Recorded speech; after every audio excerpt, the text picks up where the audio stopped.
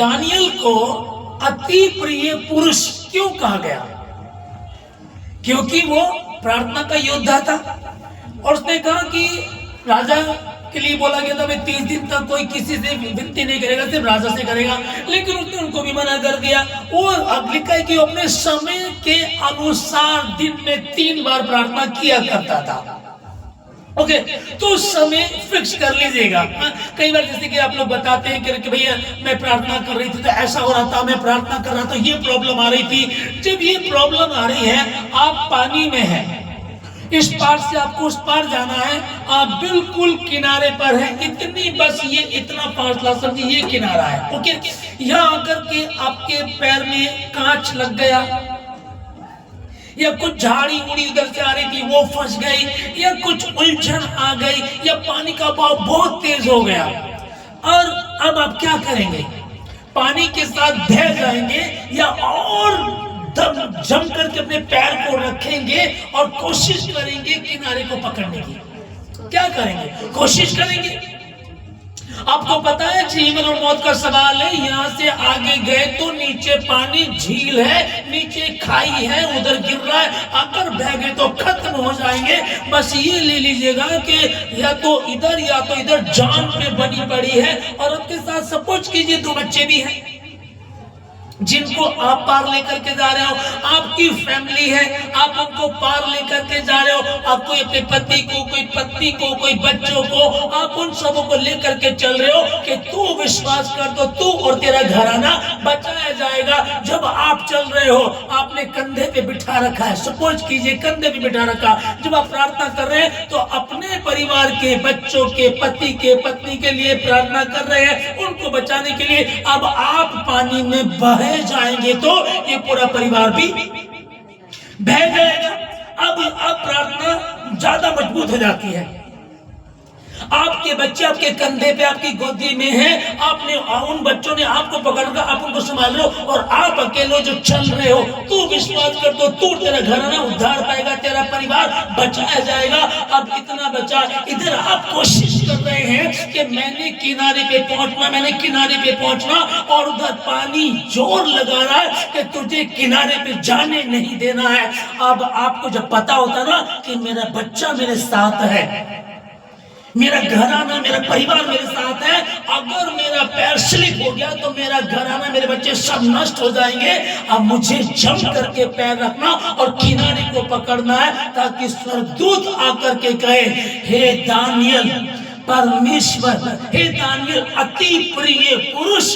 जब ये कहा जाएगा तो समझ लीजिएगा परमेश्वर ने उसको कहा मेरा प्रिय पुत्र है, जो मेरी बातों को सुनता, मानता, उसके अनुसार चलता, चलती है। ये अति प्रिय स्त्री है, ये अति प्रिय पुरुष है, ये अति प्रिय छोटे बच्चे हैं जो मुझसे विनती करते हैं और मैं इनकी सुनूंगा। जा जा करके बोल दे तेरी प्रार्थना सुन ली गई है। जब मैं मूर्छित हुआ और जब मुझे पता लग गया, अगर तुम्हें, आप अपने घर के मेन हैं, हेड हैं, आपने जीवन पाया है, आप आशीष आपने पाई है, जीवन आपने पाया, आप लड़ रहे, आप अगर काम नहीं करेंगे तो आपके बच्चे भूखे मर जाएंगे।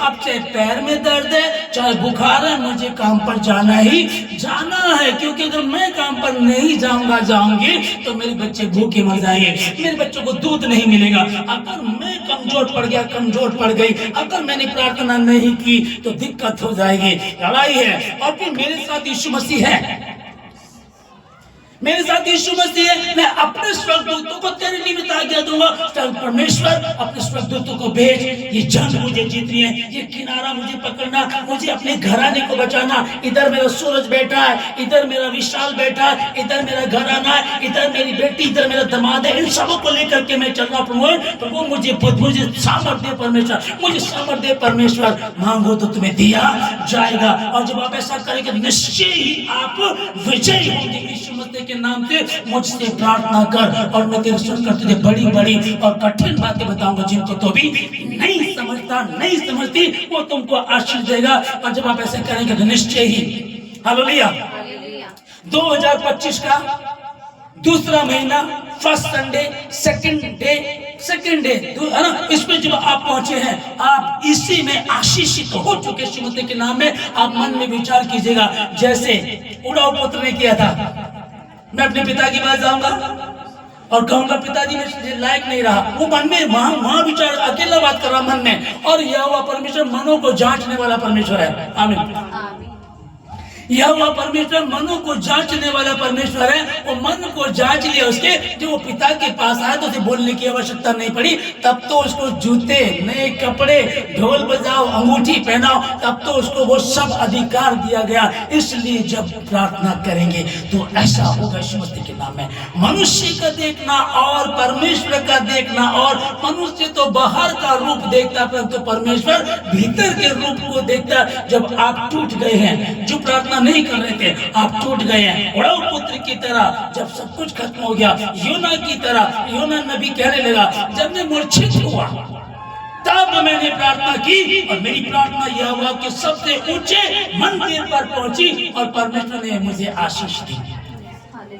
तब उस बीमारी ने, उस नशे की आत्मा ने, उस उलझन ने, उन गड़बड़ी ने, उस शैतान ने, उस बंधन ने तुमको आजादी में ला करके डाल दिया। बीमारी से शिफा में लाकर डाल दिया, फाइनेंशियल प्रॉब्लम से पैसों की आशीष में ला करके डाल दिया, अब तुमको बरकत में ला करके डाल दिया। अब तुमको कोई घटी नहीं होगी। बस जिस समय प्रार्थना कर रहे हैं,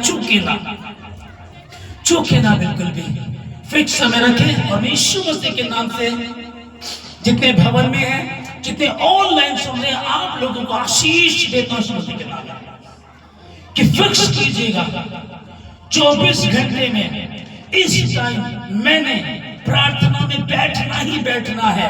कोई रिश्तेदार आए, दोस्त आए, कुछ हो, इस समय मैंने बैठना ही बैठना है। जब आप ऐसा करेंगे तो स्वर्ग से दूत आकर के कहेगा, हे प्रिय बेटी, अति प्रिय बेटी, अति प्रिय बेटे। और जब ऐसा होगा, तेरी प्रार्थना सुन ली गई है। यीशु मसीह के नाम में मैं आशीष देता हूं लोगों को, आज के दिन में आशीष देता हूं लोगों को।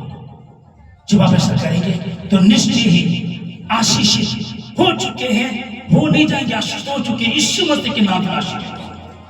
धन्यवाद सब बातों के लिए प्रभु जी। प्रार्थना यीशु मसीह के नाम से मांगते हैं, आमीन।